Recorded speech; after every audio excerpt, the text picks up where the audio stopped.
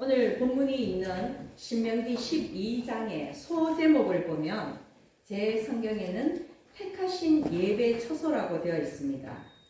공공의 예배 처소라면 우선적으로 구약 시대 때는 성전이고 신약 시대 때는 교회입니다.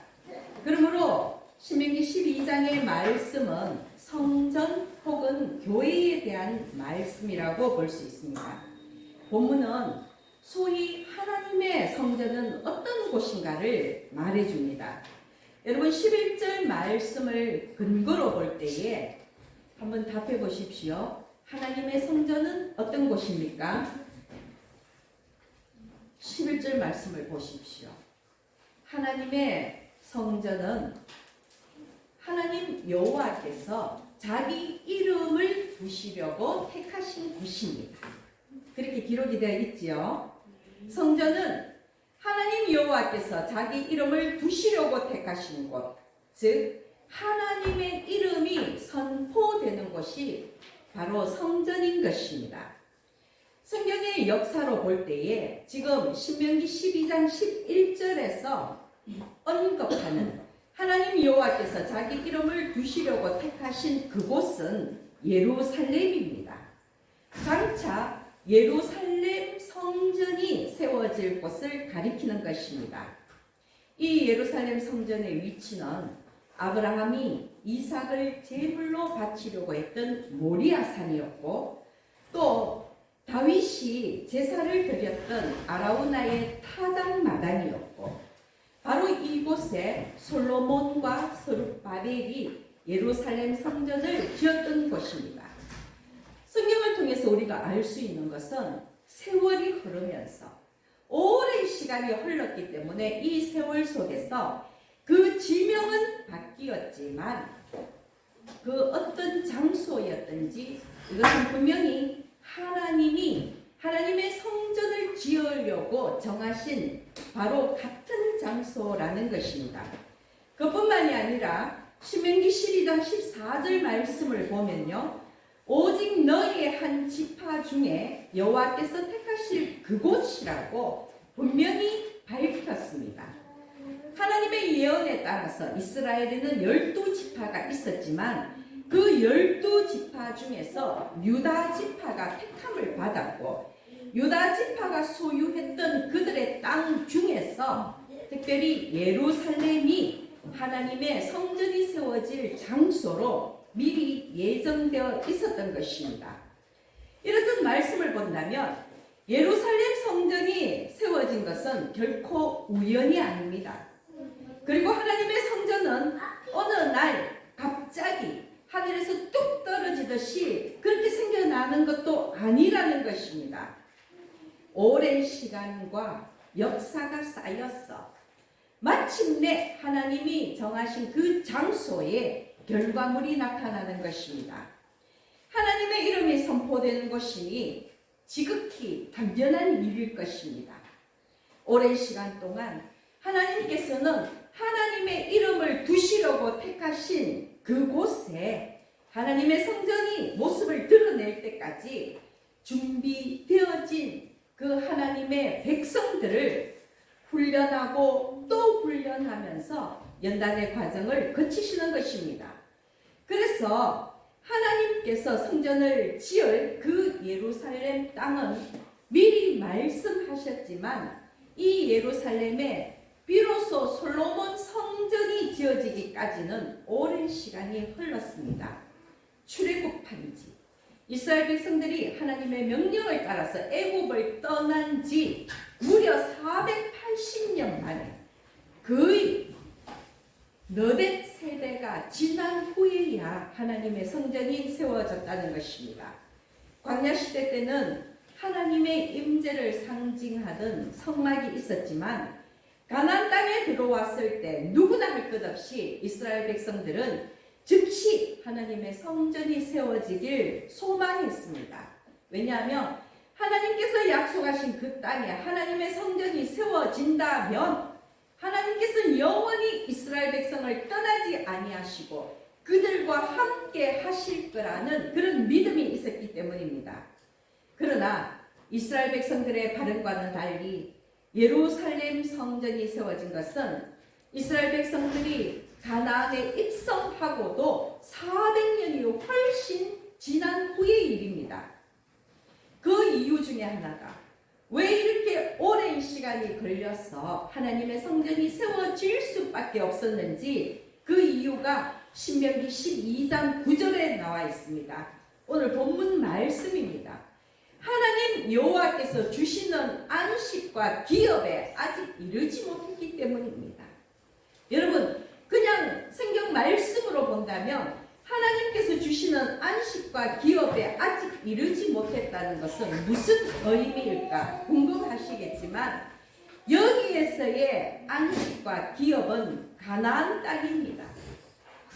그들이 지리적으로 물리적으로 가나안 땅에 도착하지 못했다라는 말이 아니라 이스라엘 백성이 아직도 하나님이 주시는 안식과 기업에 이르지 못했다는 것은 가나안 땅에 있는 모든 이방 족속들을 완전히 정복하지 못했다는 의미입니다. 그러면 이스라엘 백성들이 여호와께서 주시는 안식과 기업에 이른다는 그 말의 의미는 이스라엘 백성들이 가나안에 있는 이방 족속들과의 모든 전쟁을 끝내고 전쟁의 두려움과 근심으로부터 벗어나서 평안히 거주할 때 그때 하나님이 예루살렘 성전을 허락하신다는 것입니다. 여러분, 이스라엘과 이방 국가와의 전쟁은 사람과 사람과의 전쟁이 아닙니다. 이것은 명백히 여호와의 전쟁입니다. 이스라엘이 이방을 정복하고 승리하는 것은 곧 하나님의 승리를 의미하는 것입니다. 그러므로 이스라엘의 안식과 기업에 이른다는 것은 전쟁이 종식되고 이스라엘 국가로서의 모습을 갖추고 하나님의 이름을 드디어 만방에 떨칠 준비가 되었을 때를 의미하는 것입니다.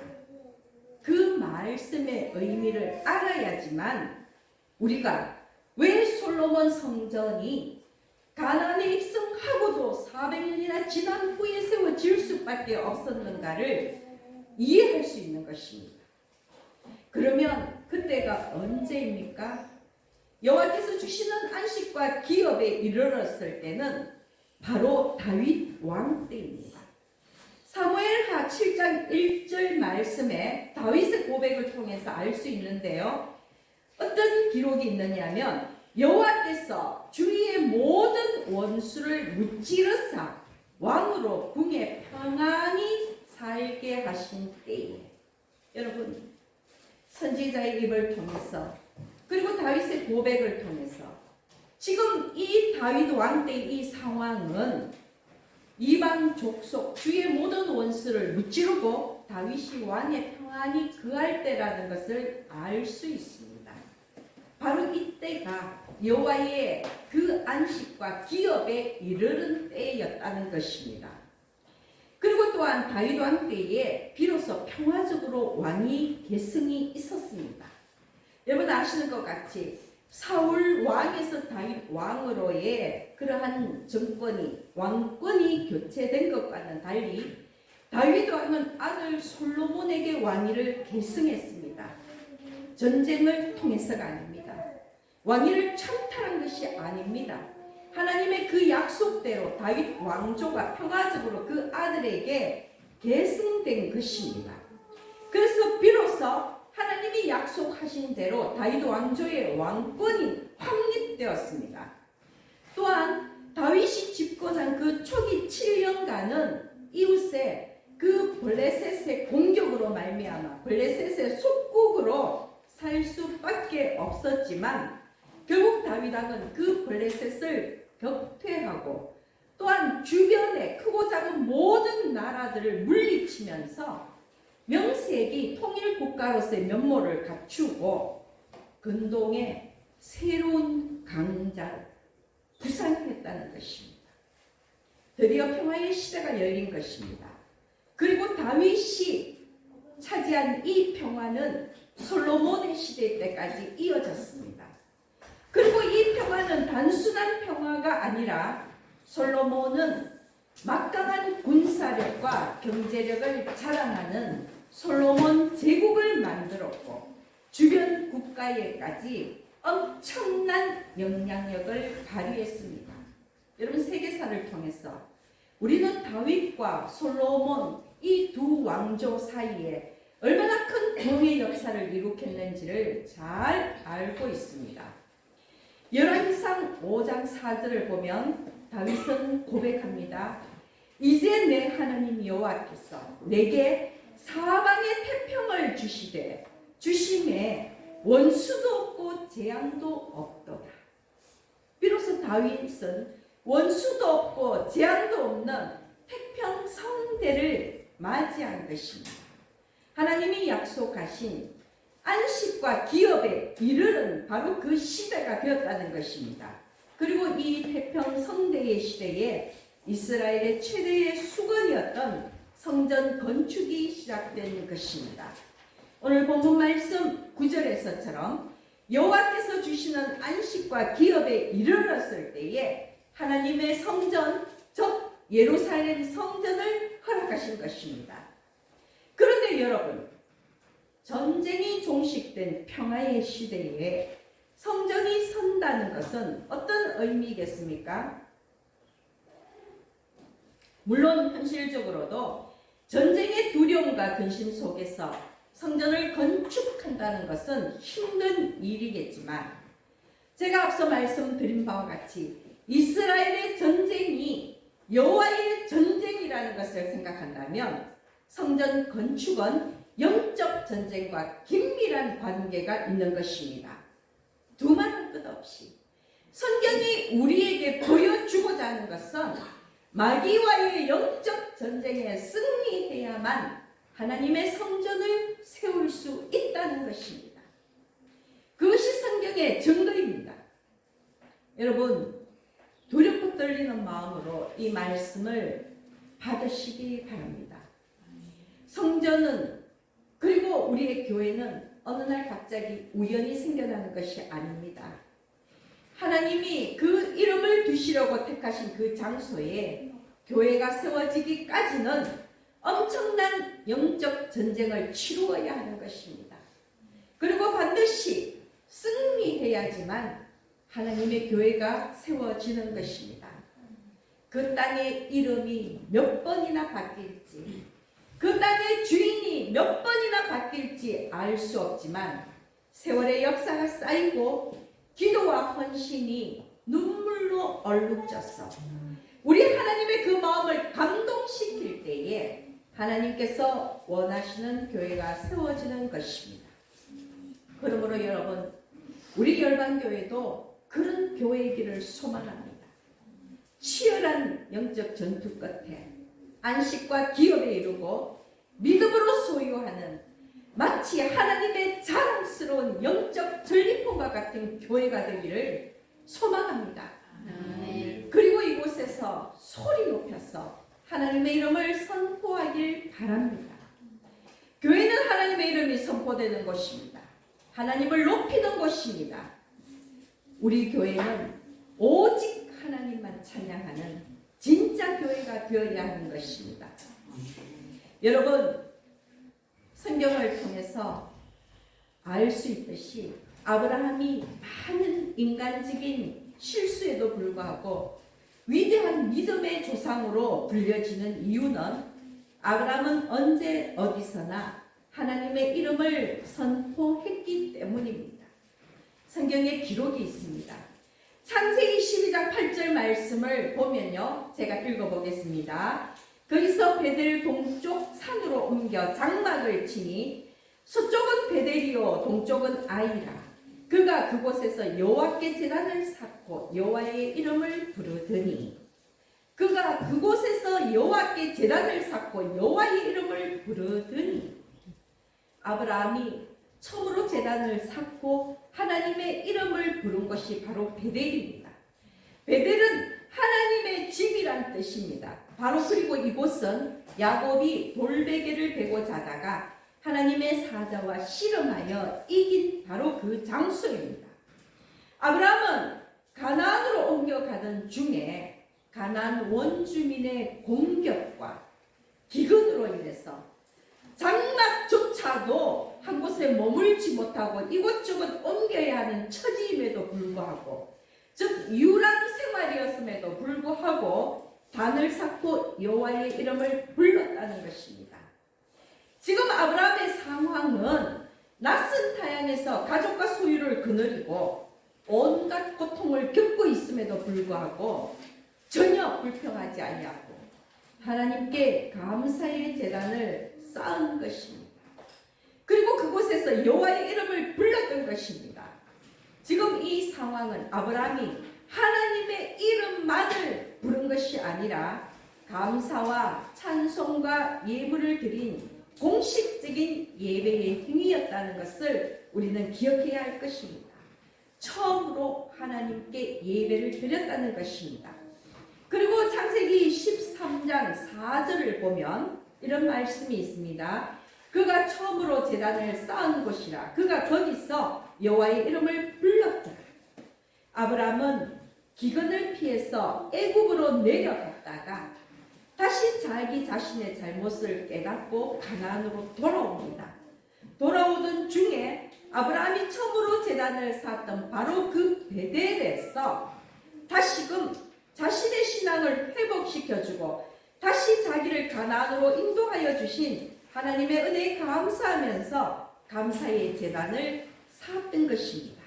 바로 이곳에서 또한 아브라함은 하나님의 이름을 불렀습니다. 창세기 21장 33절에는 이런 말씀이 있습니다.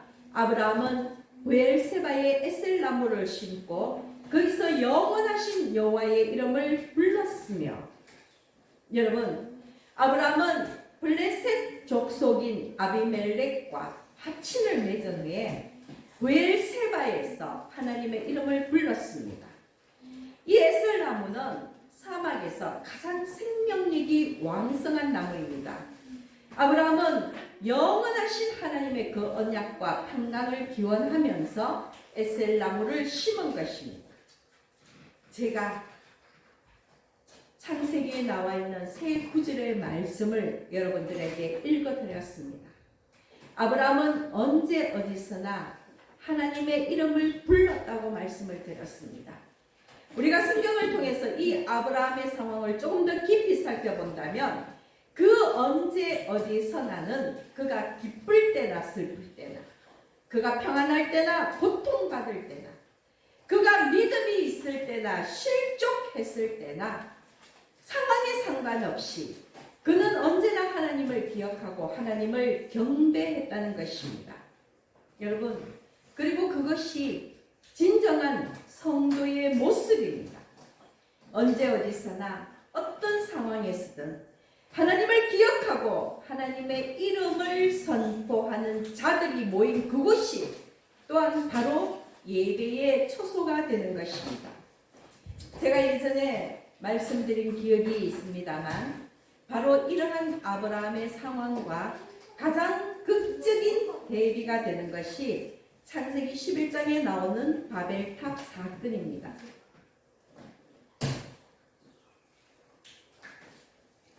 창세기 11장 4절 말씀을 3, 4절 말씀을 제가 읽어보겠습니다. 수로 말하되 자 벽돌을 만들어 견고히 굽고자 하고 이에 벽돌로 돌을 대신하며 역청으로 진흙을 대신하고 또 말하되 자 성읍과 탑을 건설하여 그 탑 꼭대기를 하늘에 닿게 하여 우리 이름을 내고 온 주변에 흩어짐을 면하자 하였더니, 바벨탑 사건의 이야기입니다. 여러분, 제가 방금 읽어드린 이 바벨탑 사건에 대한 말씀과 아브라함의 이야기가 가장 대비되는 것이 무엇입니까? 아브라함은 하나님의 이름을 불렀지만 바벨탑을 쌓은 자들, 바벨탑 세대들은 자신들의 이름을 드러내고자 했다는 것입니다. 여러분 잘 알고 있죠? 아브라함은 하나님의 이름을 높였지만 바벨탑 세대들은 사람의 이름을 높인 것입니다. 하나님의 이름이 아닌 사람의 이름을 높인다는 것은 하나님보다 사람을 우선시하는 인본주의 사상입니다. 그리고 분명히 말씀을 드리지만 그것은 죄악입니다. 그 무엇도 하나님보다 우선일 수는 없는 것입니다. 또한 바벨탑 세대는 벽돌과 역청 같은 문명의 산물로 바벨탑을 쌓았습니다. 아브라함은 자신이 머문 곳 어디서나 흔하게 볼 수 있는 돌로 돌단을 쌓았습니다. 돌제단을 쌓았습니다. 여러분, 성경은 이 벽돌과 역청 그리고 아브라함의 돌단을 통해서 우리에게 분명히 이야기하고 있습니다. 하나님은 발달된 고도의 문명 속에서 만날 수 있는 분이 아니라는 것입니다. 하나님은 인간의 지식을 통해서 탐구해서 알아가는 그런 분이 아니라는 것입니다. 하나님은 하나님의 창조 세계 어디에서나 하나님의 이름을 부르고 높이는 자를 만나 주신다는 것입니다. 하나님 스스로 찾아오신다는 것을 기억해야 합니다.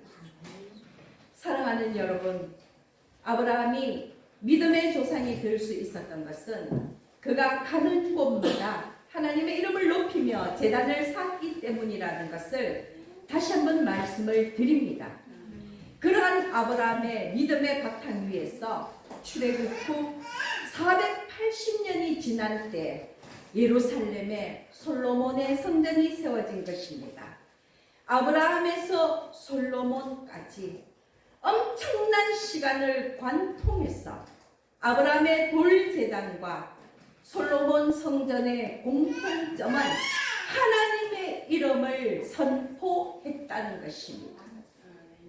여러분, 이것은 꼭 기억하십시오. 아브라함이 그가 가는 곳 어디에서나 여호와 하나님을 증거한 것과 같이 솔로몬 시대는 이스라엘 역사상 부국 강변의 정점을 찍은 시기였기 때문에 이스라엘의 하나님, 즉 여호와의 이름이 솔로몬 제국의 영광과 함께 만방에 선포되었던 것입니다. 그것이 사람의 이름을 높이던 바벨탑과 하나님의 이름을 높이던 솔로몬 성전의 본질적인 차이점입니다. 여러분, 성전은 그런 곳입니다. 사람이 모여 있지만 사람의 이름이 아닌 하나님의 이름이 선포되고 하나님의 영광을 높이는 곳입니다. 그러므로 여러분, 이렇게 기도하십시오. 하나님의 안식과 기업이 속히 이르러서 우리 열반교회가 건축되고 하나님의 영광스러운 이름이 만방에 선포될 수 있기를 기도하시기 바랍니다. 그리고 인내하십시오. 솔로몬 성전을 통해서 우리가 배워야 할 것은 성전 건축은 오랜 시간과 역사를 필요로 한다는 것입니다. 말씀을 정리하겠습니다. 성전은 하나님의 이름이 선포되는 것입니다. 그것이 성전의 정체성입니다. 오늘날의 교회도 마찬가지입니다. 하나님의 이름을 높이는 곳, 하나님의 영광을 찬양하는 곳이 바로 교회입니다. 잘난 사람, 못난 사람, 부자든 가난한 자든 그 어떤 사람이 한 곳에 모여 있다 해도 교회의 중심은 예수 그리스도이시며 교회의 주인은 예수 그리스도라는 것입니다. 이스라엘 백성의 출애굽 후에 480년이 지나서야 솔로몬 성전이 세워졌습니다. 수많은 전쟁과 고통을 견디고 비로소 안식과 기업에 이르렀을 때 하나님은 솔로몬 제국의 영광과 더불어서 예루살렘 성전을 허락하셨습니다. 그것은 또한 하나님의 이름을 만방에 떨치기 위한 하나님의 오랜 계획이었다는 것입니다. 여호와의 이름이 선포되는 성전을 성전답게 하는 하나님의 계획이었습니다. 그러므로 우리 열반교회도 교회다운 교회, 하나님의 이름이 선포되는 교회로서의 사명을 감당하기를 원합니다. 그리고 우리가 준비한 저 산지 위에 새 교회가 건축되기를 소망합니다. 우리의 역사가, 우리의 눈물의 기도가 하나님이 원하시는 분량을 채우면 반드시 이루어질 것이라 믿습니다. 그러므로 여러분, 오늘도 삶과 신앙의 자리에서 영적 전쟁에서 승리하시기를 바랍니다. 세상의 고통과 고난을 이기십시오. 하늘의 평강이 임할 때, 하나님의 때에 저 산지 위에 열반 교회를 세우실 것입니다. 또한 오늘은 우리가 새해 출발하는 새 날입니다. 오후에 설립 예배가 있습니다. 이것이 또한 우리 교회의 하나의 전환점입니다. 아브라함이 인생 여정의 전환점마다 단을 쌓고 여호와를 불렀던 것과 같이, 사랑하는 여러분, 우리 모두는 오늘 마음껏 하나님의 이름을 부르면서 감사의 제단을 쌓고 새 일을 시작하게 되시기를 예수님의 이름으로 축원합니다. 아멘.